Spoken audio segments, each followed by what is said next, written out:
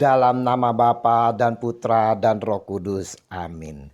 Shalom Aleihim. Berjumpa lagi dengan saya pada perenungan hari ini tanggal 1 September 2021.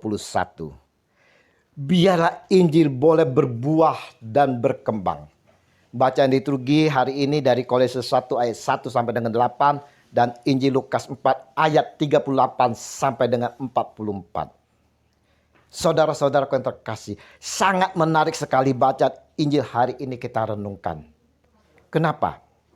Di mana Yesus meninggalkan rumah ibadat dan pergi ke rumah Simon. Adapun ibu mertua Simon demam keras dan mereka meminta kepada Yesus supaya menolong dia. Yang menarik di sini saudara-saudara adalah mereka.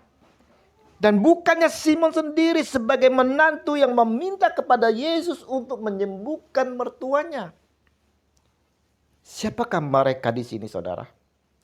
Mereka di sini adalah sekelompok orang yang ada di sana atau komunitas di tempat itu yang percaya akan kuasa Yesus. Dan tentunya mereka bersama-sama Yesus dari rumah ibadat. Mereka memiliki empati pada mertua Simon sehingga meminta pertolongan langsung kepada Yesus.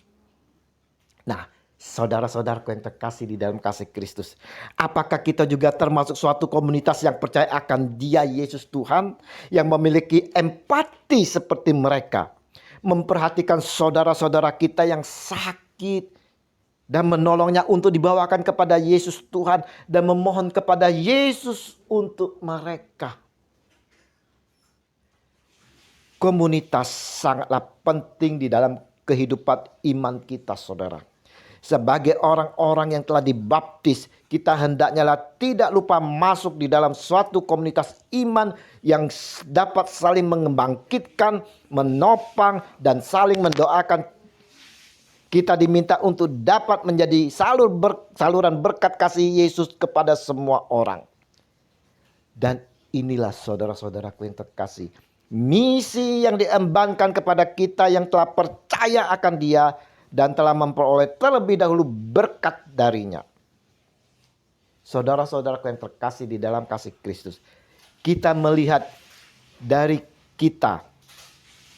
Injil hari ini, penyembuhan mertua Simon ini ternyata juga akan menciptakan persaudaraan.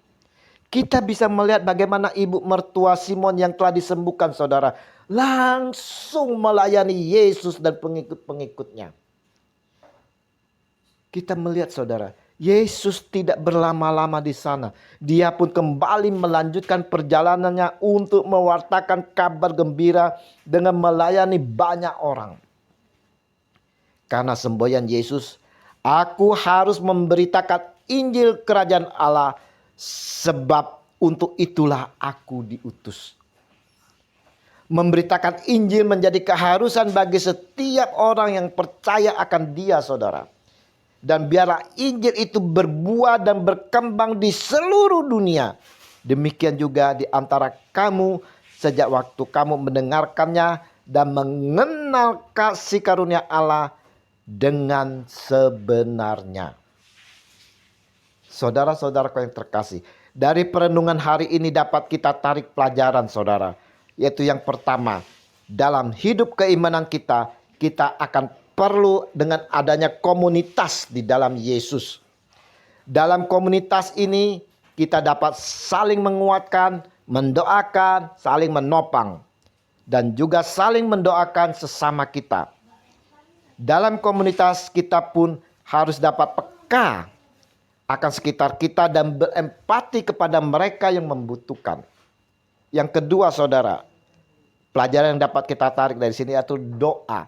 Pentingnya hidup di dalam doa, terutama doa untuk mereka yang membutuhkan. Di dalam doa, saudara, kita membutuhkan pertolongan dari Tuhan Yesus. Doa merupakan kekuatan spiritual seorang Kristiani. Doa juga cara kita berelasi secara intim dengan Sang Pencipta kita, yaitu Allah Bapa. Dan yang ketiga, saudara-saudaraku yang terkasih, Kita menjadi duta pewartaan kerajaan sorga. Kita semua saudara tanpa terkecuali yang telah percaya dan mengikuti dia dan dibaptis dipanggil untuk mewartakan Injil dan kebenaran Allah di dalam Yesus. Dan biarlah Injil itu boleh berbuah dan berkembang oleh pewartaan setiap orang percaya saudara. Maukah kita maju melangkah untuk menjadi duta kerajaan sorga? Kita telah dipilih dan dipanggil. Mari saudara, kita mau menjadi menjadi duta pewartaan Injil kemana saja kita diutus. Tuhan Yesus memberkati. Amin. Dalam nama Bapa dan Putra dan Roh Kudus. Amin. Shalom.